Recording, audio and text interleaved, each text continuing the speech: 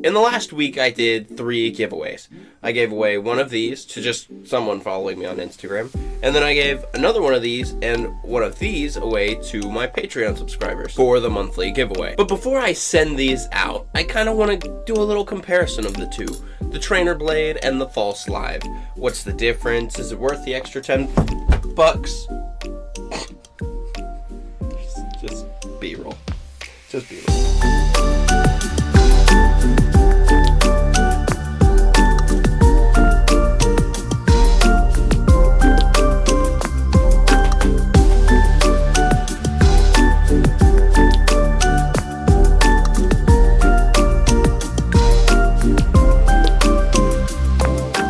Just because it's a false live doesn't mean that point ain't pointy.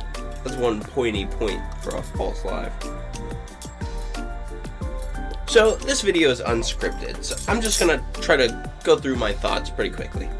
To start off, I'll just say I like the false live more. You get a much more bouncy, much more solid feel with the false live than you do with the trainer. And while I don't have any problems with the trainer, I still think it's a great Balisong.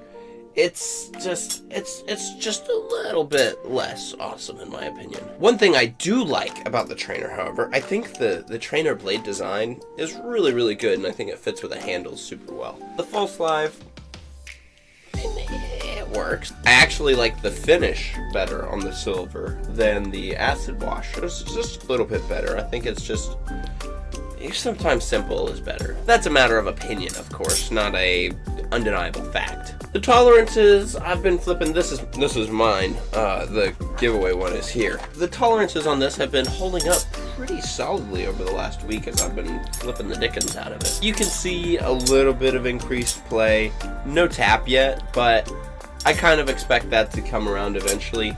And for a $40 Balisong, I'm not surprised. One thing I am tempted to do is just to start beating this in order to compare it to my utterly beaten Kershaw Lucha. I'm very curious to see if it holds up as well just because it's steel, or if it's, the Lucha is $60 tougher like its price would suggest. I like the balance on the false live a little more, which is interesting because I thought the trainer was too neutral, and the false live has a heavier blade than the trainer does, so you would think that it would be even more neutral because there's a little bit more weight in the blade, but I think it flips a little bit better. So I'm not really sure how that worked out, but that's how I have experienced this Balisong.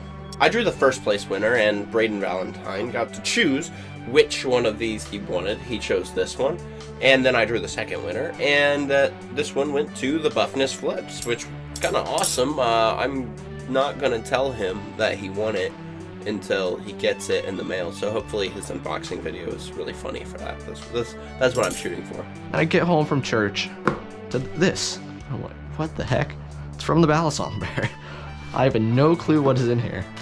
Oh my. There is no way. He sent me a canyon. Let's see.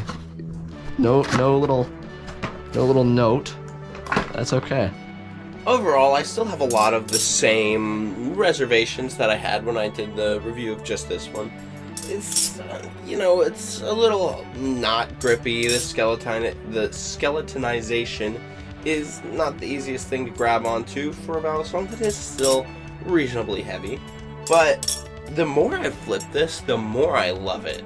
And I'm really hoping that stainless steel Balisongs become a more common thing in the future, because this is great. And the Lucha, if it wasn't so heavy, it'd be pretty great too. I mean, I still have fun with the Lucha, even with it being so heavy, and I just wish it was better suited for the masses. I'd love to get one of these and just go outside and drop it on concrete for a couple of weeks and just see how it holds up. That's one thing that just really interests me. Both of these, by the way, come with a little container of extra hardware and a nice little torch bit. And I don't know if that's the pivot needle torch bit or not. Kind of looks like it might be. Between this Balisong and the current Create with BALIS program going on, where a random person got to create their own Balisong, well, random people everywhere, with the chance of BALIS producing it and giving them 10% of the profits, That's crazy. That's such a cool thing to do. Now, BALIS has really been earning my respect as a maker. It's a company that, you know, based in China. Every other company that is doing what they're doing is basically just cloning.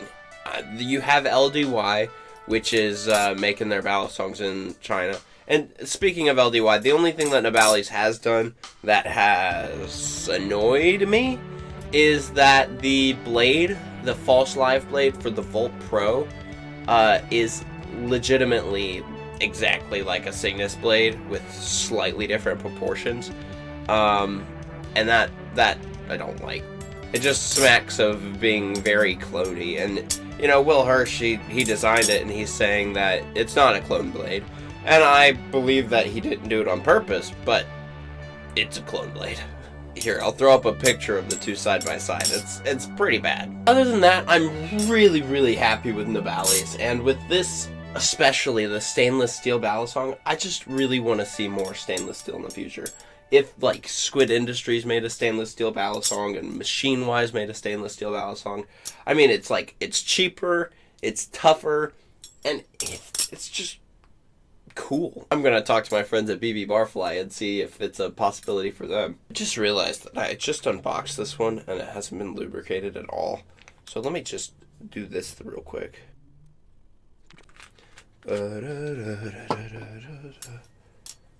There's your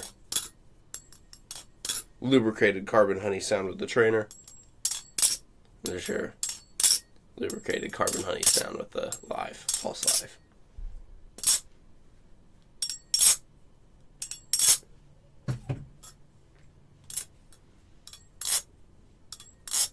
A little bit deeper.